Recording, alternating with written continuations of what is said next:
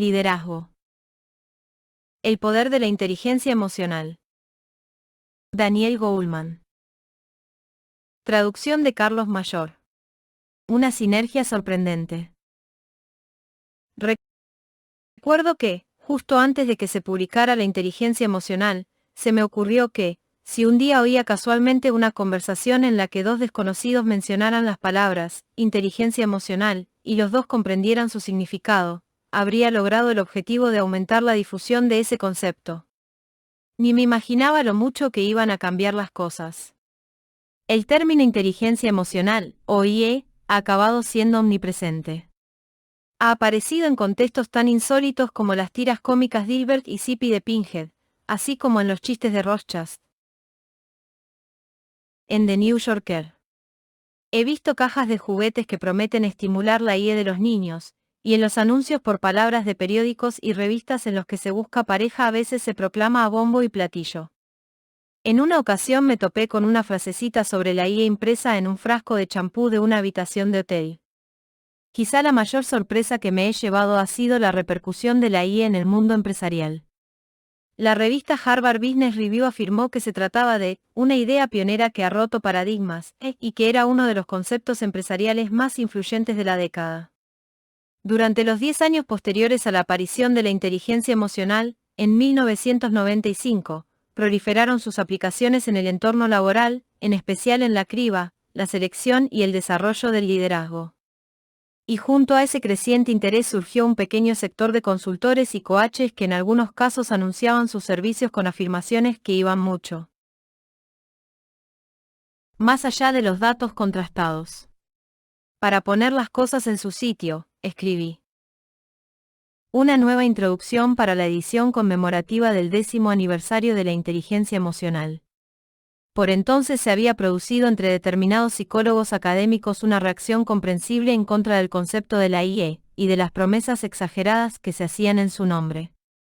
Han tenido que pasar unos años para que, con la llegada continuada de nueva información, gran parte de esas críticas haya menguado, y sólidas investigaciones hayan arrojado una imagen más empírica de las ventajas de la IE. El Consorcio para la Investigación de la Inteligencia Emocional en la Empresa, CREIO, por sus siglas en inglés, que tiene su sede en la Universidad de Rutgers, ha marcado la pauta del impulso de esa labor científica, colaborando con entidades que van de la Oficina de Gestión de Personal del Gobierno Federal de Estados Unidos hasta American Express. Cuando escribí La inteligencia emocional me centré principalmente en los nuevos descubrimientos sobre el cerebro y las emociones, en especial sus implicaciones en el desarrollo infantil y las escuelas, pero también incluí un capítulo sobre cómo afectaba aquel concepto, por entonces novedoso, a nuestra concepción del liderazgo, mandar con corazón. El interés de la comunidad empresarial fue tan grande que dediqué los 2 libros siguientes a las implicaciones de la inteligencia emocional en el entorno laboral, la inteligencia emocional en la empresa, y en el liderazgo. Propiamente dicho, el líder resonante crea más, el poder de la inteligencia emocional. Mandar con corazón, del que se incluye un extracto en el 2º capítulo de este volumen, recoge consejos prácticos para ofrecer críticas constructivas y habla de las consecuencias de las que, por el contrario, se gestionan mal. Ofrece, asimismo, un ejemplo concreto de la diferencia entre el liderazgo con y sin inteligencia emocional. En la actualidad son 3 los modelos principales de IE, con docenas de variaciones. Cada uno de ellos refleja una perspectiva distinta. El de Peter Salovey y John Mayer se asienta claramente en la tradición de la inteligencia perfilada por el trabajo original sobre el coeficiente intelectual de hace un siglo. El propuesto por Ruben Baron surge de sus investigaciones sobre el bienestar. Y el mío se centra en la conducta, en el rendimiento laboral y en el liderazgo en la empresa, fusionando la teoría de la IE con décadas de investigaciones sobre las competencias que hacen que los trabajadores estrella destaquen por encima de la media. 1. Técnicas, se presentan como la competencia determinante, que mejor predice qué individuo de un grupo de personas muy inteligentes será mejor líder. Si repasamos las competencias que han señalado independientemente empresas de todo el mundo para distinguir a sus líderes estrella, descubriremos que los indicadores del coeficiente intelectual y la habilidad técnica van bajando hacia el final de la lista cuanto más se sube en el escalafón. El coeficiente intelectual y la pericia técnica son factores de predicción del rendimiento mucho más fiables en los puestos de categoría inferior. En los niveles superiores, los modelos de competencia para el liderazgo suelen estar compuestos entre el 80 y el 100% por capacidades basadas en la inteligencia emocional. Como señalaba el responsable de investigación de una empresa internacional de búsqueda de ejecutivos, se contrata a los directores generales por su intelecto y su pericia empresarial y se los despide por su falta de inteligencia emocional. En la inteligencia emocional en la empresa propuse también un marco que refleja cómo se traducen los principios básicos de la IE, es decir, la autoconciencia, la autogestión, la conciencia social y la capacidad de gestión de las relaciones, en éxito laboral. Ese marco se ilustra con la figura que aparece al final de este capítulo. La fascinación de la comunidad empresarial por la inteligencia emocional, en especial en el caso de los líderes, llamó la atención de los responsables de la revista Harvard Business Review, que me solicitaron que ahondara en el asunto. El artículo que escribí en 1998, ¿Qué hay que tener para ser líder?, ha logrado también una repercusión sorprendente. Enseguida se situó entre los más solicitados de esta publicación en toda su historia y se ha incluido en varias antologías sobre el liderazgo editadas por la propia Harvard Business Review, entre ellas una selección de sus 10 artículos imprescindibles. Aparece en el tercer capítulo de este volumen. David M. Clegane, mi mentor en Harvard, estudió los motivos que impulsan a los emprendedores de éxito, un grupo en el que puede incluirse él mismo, ya que fue uno de los fundadores de una compañía de investigación y consultoría, llamada McSever, que aplicó el método de definición de competencias al mundo empresarial y que posteriormente pasó a formar parte de la iGroup, compañía de consultoría internacional. La rama investigadora de McSever se transformó en el Instituto M. Clegane, dirigido por otros antiguos alumnos suyos, Jim Veras, Mary Fontaine y Ruth Jacobs, actualmente Malloy. A medida que el interés por las competencias de la inteligencia emocional fue creciendo con fuerza, me transmitieron la información que iban reuniendo de miles de ejecutivos sobre el rendimiento empresarial y los estilos de liderazgo, de la que hablé en el artículo de Harvard Business Review, Liderazgo que consigue resultados, reproducido en el cuarto capítulo de esta obra. En una economía impulsada por el llamado trabajo del conocimiento, el valor se crea con el esfuerzo de un equipo, lo que nos lleva a fijarnos en el coeficiente intelectual colectivo, concepto desarrollado por Robert Sternberg y Wendy Williams en Yale que representa la suma total de las mejores aptitudes de todos los miembros del equipo en su máxima capacidad. Sin embargo, lo que determina la productividad real del colectivo no es su potencial teórico, es decir, su coeficiente intelectual colectivo, sino la forma de coordinar sus esfuerzos. En otras palabras, la armonía interpersonal. Examiné por primera vez la dinámica del coeficiente intelectual colectivo en la inteligencia emocional y después regresé a la dinámica emocional de los equipos desde la perspectiva de los estilos de sus líderes. Todo eso se recoge en detalle en el quinto capítulo. La inteligencia emocional informaba en gran medida sobre los descubrimientos en un campo por entonces novedoso como la neurociencia afectiva, pero el libro que publiqué en 2003, Inteligencia Social, surgió a partir de la aparición de apasionantes descubrimientos en otro terreno nuevo, el de la neurociencia social, una rama de la investigación cerebral que empezó a analizar el comportamiento del cerebro cuando interactuamos y obtuvo un torrente de hallazgos sobre los circuitos sociales del cerebro. Esos resultados comportaban grandes implicaciones a la luz de otra serie de descubrimientos sobre la relación entre los centros del pensamiento y las emociones en el cerebro, se verá en el octavo capítulo. Como señalé en el cerebro y la inteligencia emocional, nuevos descubrimientos, la desvinculación, epidémica en algunos entornos laborales, y la sobrecarga por exceso de estrés, también epidémica. Incapacitan las zonas prefrontales del cerebro, donde se ubican la comprensión, la concentración, el aprendizaje y la creatividad. Por otro lado, como se explica en el séptimo capítulo, en la zona de flujo el cerebro funciona con la máxima eficiencia cognitiva y el individuo obtiene sus mejores resultados. Con eso se redefine la labor esencial del líder, ayudar a la gente a alcanzar la zona cerebral donde puede dar lo mejor de sí, y a permanecer en ella. Como se verá en el sexto capítulo, detallé esa función en el libro El líder resonante crea más, escrito con mis colegas Anye M. Seke y Richard Boyatzis. Los líderes eficientes, defendíamos, crean un eco en las personas a las que lideran, una armonía nerviosa que facilita el estado de flujo. Por último tenemos la cuestión de cómo puede el líder desarrollar más la inteligencia emocional. En ese aspecto la buena noticia de los científicos que investigan el cerebro es la neuroplasticidad, el descubrimiento de que el cerebro sigue creciendo y moldeándose durante toda la vida. Un proceso de aprendizaje sistemático, como se describe en el 9º capítulo, extraído del cerebro y la inteligencia emocional, puede facilitar ese desarrollo del liderazgo en cualquier momento de una carrera, o de una vida. Casi todos los elementos de los distintos modelos de la inteligencia emocional encajan en estos 4 dominios genéricos: la autoconciencia, la autogestión, la conciencia social y la gestión de las relaciones. Las competencias laborales adquiridas que distinguen a los líderes de mayor éxito se basan en esas capacidades básicas.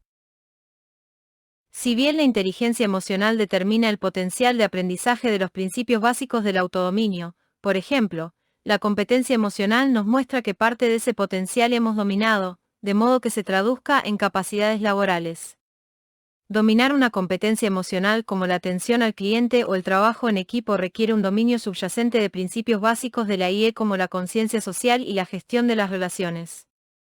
Sin embargo, las competencias emocionales se adquieren, no basta con tener conciencia social o facilidad de gestión de las relaciones para garantizar que una persona supere el aprendizaje adicional necesario para tratar adecuadamente a un cliente o para resolver un conflicto. Sencillamente cuenta con el potencial de dominar esas competencias. Por consiguiente, una capacidad de IE subyacente es necesaria, aunque no suficiente, para manifestar una determinada competencia o habilidad laboral. Una analogía cognitiva sería el alumno con una excelente concepción espacial que no estudia nunca geometría y que, por consiguiente, no podrá ser arquitecto. Del mismo modo, un individuo puede ser muy empático y tener poca facilidad, por ejemplo, para gestionar las relaciones a largo plazo con los clientes. Los lectores con especial dedicación e interés por comprender cómo encaja en mi modelo actual la docena aproximada de competencias emocionales decisivas para el liderazgo incluidas en los 4 grupos básicos de la IE pueden consultar el apéndice. 1. Mayer, J. D. Salovey, P. y Caruso, Dr. Models of Emotional Intelligence, en Sternberg, R.J. Edificio, Handbook of Intelligence, Cambridge University Press, Cambridge, Reino Unido, 2000. Mandar con corazón. Adaptado de la inteligencia emocional. Melvern M. C. Broom era un jefe autoritario con mucho genio que tenía atemorizados a quienes trabajaban con él, cosa que quizá no habría sido de excesiva importancia si hubiera ocupado un cargo en una oficina o una fábrica, pero el caso es que M. C. Broom era piloto aéreo. Un buen día de 1978 su avión se acercaba a Portland, en el estado de Oregón, cuando M. C. Broom detectó un problema en el tren de aterrizaje y entró en el circuito de espera. Se puso a dar vueltas sobre la pista de aterrizaje a gran altura para manipular el mecanismo. Mientras lo accionaba obsesivamente, el indicador del nivel de combustible del avión iba acercándose cada vez más al cero. Sin embargo, los copilotos tenían tanto miedo a la ira de M. C. Broom que no abrieron la boca ni siquiera cuando el desastre se cernió sobre ellos. El avión se estrelló y murieron 10 personas. Actualmente la historia de aquel desastre se utiliza como advertencia en la formación sobre seguridad que reciben los pilotos de avión, 2 en el 80% de los accidentes aéreos los pilotos cometen errores que podrían haberse evitado, sobre todo si la tripulación hubiera colaborado con mayor armonía. El trabajo de equipo, los circuitos de comunicación abiertos, la cooperación, la atención a los demás y la sinceridad, nociones básicas de la inteligencia social, se subrayan hoy en día en la formación de los pilotos, junto con la instrucción técnica. La cabina es un microcosmos que representa cualquier organización laboral, pero, cuando no nos topamos con la dramática bofetada de un accidente aéreo, los efectos destructivos de un estado de ánimo por los suelos, de unos trabajadores amedrentados o de unos jefes arrogantes, o cualquiera de las muchísimas encarnaciones de las deficiencias emocionales en el entorno laboral, pueden ser casi invisibles a ojos de quienes no están directamente implicados. Sin embargo, pasan factura, por ejemplo, con un descenso de la productividad, con un incremento de los retrasos en las entregas, de los errores y de los contratiempos, o con un éxodo de empleados, que prefieren irse a lugares más agradables. Un bajo nivel de inteligencia emocional en el trabajo tiene un coste inevitable en los resultados económicos. Cuando es muy exagerado, las empresas pueden ir a la quiebra y desaparecer. La rentabilidad de la inteligencia emocional es una idea relativamente nueva en la empresa y puede que a algunos directivos les cueste aceptarla. En un estudio realizado entre 250 ejecutivos se comprobó que en su mayoría tenían la impresión de que el trabajo exigía la implicación de la cabeza, no del corazón. Muchos afirmaban que les daba miedo que sentir empatía o compasión por sus compañeros de trabajo les supusiera un conflicto con sus objetivos laborales. Uno en concreto aseguró que la idea de prestar atención a los sentimientos de sus subordinados era absurda, ya que en su opinión provocaría que fuera imposible manejar a la gente. Otros argumentaron que si no marcaran las distancias desde un punto de vista emocional, no podrían tomar las decisiones difíciles que requiere una empresa, aunque lo más probable es que, en realidad, comunicaran esas decisiones de forma más afable. Pasado, una nueva realidad competitiva está situando la inteligencia emocional en un lugar muy destacado del entorno laboral y del mercado. Zsuzsanna Zuboff, psicólogo de la Facultad de Empresariales de Harvard, me dijo lo siguiente: en este siglo las empresas han sufrido una revolución radical que ha comportado también una transformación del panorama emocional. Hubo un largo periodo de dominio directivo de la jerarquía corporativa en el que se recompensaba al jefe manipulador que actuaba como si estuviera luchando en la selva, pero esa rígida jerarquía empezó a resquebrajarse en los años 80 debido a la presión de la globalización por un lado y de la informática por el otro. El luchador de la selva simboliza el pasado de la empresa, el especialista en relaciones interpersonales es su futuro. Algunos de los motivos son muy evidentes. Pensemos en las consecuencias que tiene en un equipo laboral el que una persona sea incapaz de contener ataques de ira o carezca de sensibilidad ante las emociones que provoca en quienes la rodean. Todos los efectos perjudiciales del atropellamiento mental se reflejan también en el entorno laboral. Cuando estamos alterados nos cuesta más recordar, prestar atención, aprender o tomar decisiones con claridad. Como señaló un consultor de dirección empresarial, el estrés atonta a la gente. Desde una perspectiva positiva, pensemos en las ventajas laborales de un buen dominio de las competencias emocionales básicas, es decir, estar en sintonía con los sentimientos de las personas con las que tratamos, ser capaz de manejar las diferencias de opinión para que no vayan a más y tener la capacidad de entrar en estados de flujo en la actividad laboral. El liderazgo no es sinónimo de dominación, sino el arte de convencer a la gente de que colabore para alcanzar un objetivo común. Además, centrándonos en la gestión de nuestra trayectoria personal, puede que no haya nada más fundamental que reconocer una profunda conexión emocional con nuestro cometido y saber qué cambios podrían provocarnos una mayor satisfacción laboral. El arte de la crítica. Un ingeniero con amplia experiencia que dirigía un proyecto de creación de software debía presentar el resultado de varios meses de trabajo de su equipo al vicepresidente de la empresa a cargo del desarrollo de productos. Los hombres y mujeres que se habían esforzado durante largas jornadas semana tras semana lo acompañaban, orgullosos de exponer el fruto de su ardua labor. Sin embargo, cuando el ingeniero terminó la presentación, el vicepresidente se volvió hacia él y le espetó con sarcasmo: ¿cuánto hace que has terminado la carrera? Estos datos técnicos son ridículos. No existe ninguna posibilidad de que dé el visto bueno a este proyecto.